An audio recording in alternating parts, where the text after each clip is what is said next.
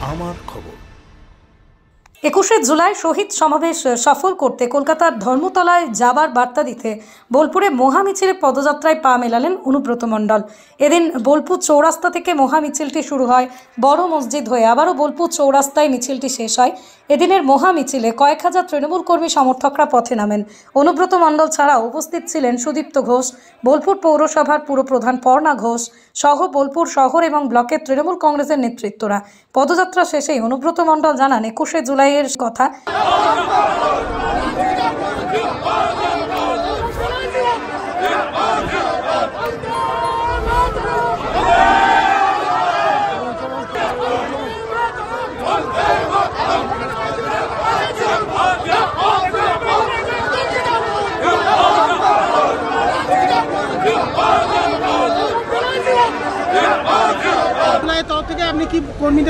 একটাই বার্তা, 21শে জুলাই দলে দলে কলকাতা চলুন।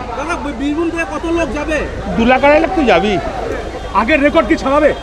100 বার। বীরভূম সবসময় ফার্স্ট থাকে। বীরভূম মানুষজন এই বৃষ্টি বাদল মাথায় করে মিছিল করছে। দেখুন, মমতা ব্যানার্জি আবেগকে হয় ভালো হয়। 21শে জুলাই একটা আবেগ আছে। 21শে জুলাই অনেক ইতিহাস অনেকজনাই জানে না। 21শে জুলাই ভয়ঙ্কর ইতিহাস আছে, অনেক পুরনো ইতিহাস জানে না। তা মমতা ব্যানার্জির আবেগ আছে, মমতা ব্যানার্জি তার জন্য এই 21শে জুলাই লোকের লোকারণ্য হবে। আপনি কখন যাচ্ছেন 21শে জুলাই যোগ দিতে? আমি তো প্রত্যেকবারই যাই, জগতে ছিলাম না যখন ছেড়ে আমি ঠিক চলে যাব।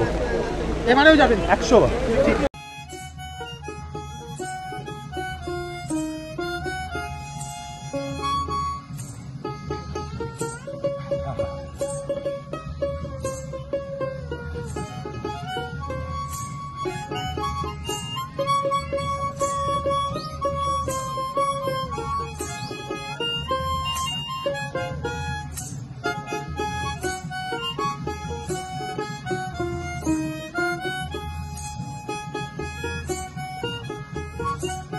দেখতে চোখ রাখুন আমাদের ফেসবুক ও ইউটিউব চ্যানেলে।